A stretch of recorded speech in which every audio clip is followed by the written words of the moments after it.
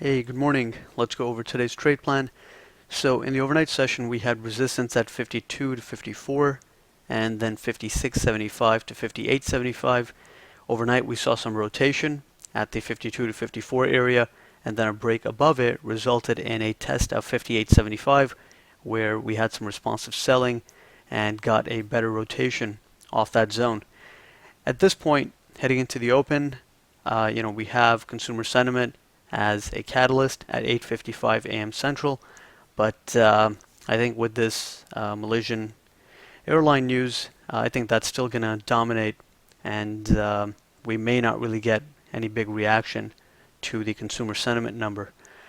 Aside from that, it is options expiration, and that's something to be mindful of because a lot of times on options expiration, the market will not really make any major moves, and a lot of times you'll get a relatively range-bound session. Now, with yesterday's sell-off and the spike in the VIX, we can still get a little bit more volatility, but bigger picture, we may not really make a huge move one way or the other. And at this point, that 42 half low from yesterday could actually be a significant low, and the market may not even head back down there to retest that price at this point. Because if the market were truly weak and we were in this panic or liquidation type market, then we would not have even bounced all the way back up to 58.75. The fact that we actually retraced the move so much, tells us that this is not an extremely weak market. Now we can still expect weakness and rotation at the resistance zones, and we can still get rejection, failure, and a pullback to 50 half to 53, and perhaps the buyers step in there or at the 48 half low. But at this point, we're not in that panic type market, right? Otherwise, again, we would not be trading all the way back up towards 58s if the market were really weak and it was going to liquidate. So at this point, similar to yesterday, I think that we just have to be flexible. We have to be selective and cautious. And heading into the open, we know that we have this pretty decent bounce that happened overnight. And at this point, this is a important inflection point, 57.75 to 59.75. We've already tested it. We've gotten a rotation. But as long as we hold below here, the sellers can still short-term remain in control and make a push down to the 50 half to 53 area and the gap fill at 53 half. And on the downside, this is an important inflection point followed by the 48 half previous day's low. And if we hold above 53 and just kind of balance within this range, then that would actually open the door for an upside break for a test of 62 quarter, 64 quarter, and the prior VPOC at 66 half, and potentially even the 67 half to 70 area. This would be a bit of a stretch, but the initial resistance zone is very doable if we continue to just balance in this range and don't really break lower. And the internals are showing some strength and the momentum is on the upside, then we could just bounce over here for a bit and then actually break out and go back up towards the 62 quarter, 64 quarter, and potentially test the VPOC, 66 half. And then this is a pretty key resistance zone up here. It's the start of the downside move from yesterday, the afternoon high. So this is a pretty high probability confluence area where sellers can step in first test and we can get some better rotations off of the 67 half to 70 zone. That'd be quite an extension back up. If this market is weak, then we really should not even head back up to 67 half to 70. We should really just kind of stay below either pre-market resistance or at most initial resistance. So in this market where we're seeing a little bit more volatility, but we know that the market is not extremely strong after yesterday's sell-off, and there could be a little bit of follow-through here. We're going to be cautious on the long side, and we'll be looking for short setups at the resistance zones.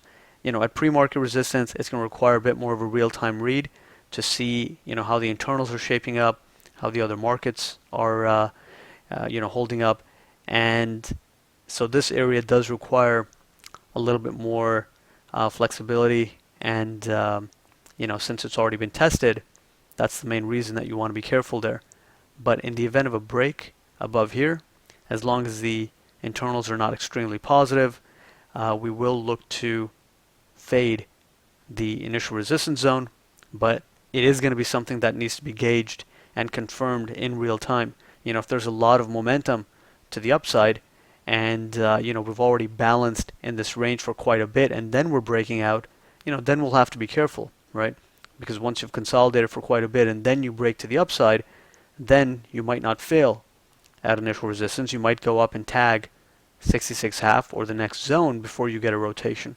So that's something we'll just have to gauge in real time and figure out, when is that break happening.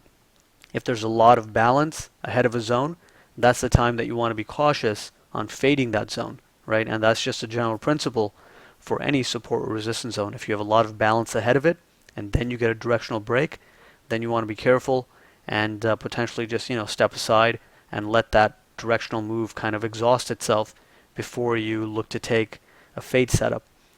So, the main idea today is that with options expiration, high odds that today could just be a very balanced type day where, we simply balance within the pre-market support to initial resistance, maybe a little bit higher, or on the downside, we could just go down to 48.5, maybe test a little bit below that, and potentially the initial support zone, and then start balancing within a range.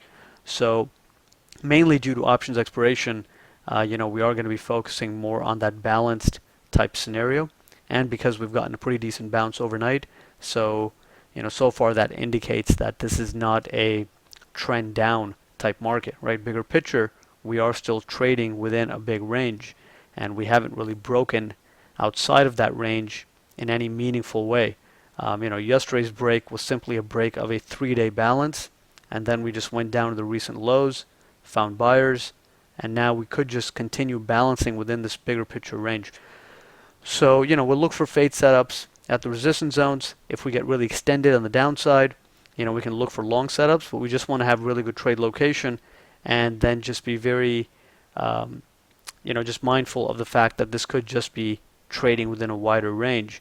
And, if you're taking a long setup, for example, at pre-market support, if it doesn't work out relatively quickly and it just kind of starts balancing and internals start getting weaker and the other markets are going lower, then perhaps, take a break even and look for a better price.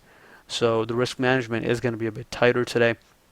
But overall, the idea is that, the market could just balance within a range and not really go anywhere today due to, option expiration. And then perhaps Monday we actually get some clarity on direction.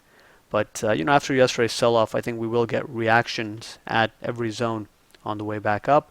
And because of the added volatility, even those rotations can actually be, 4 to 6 points, which is good for day trading.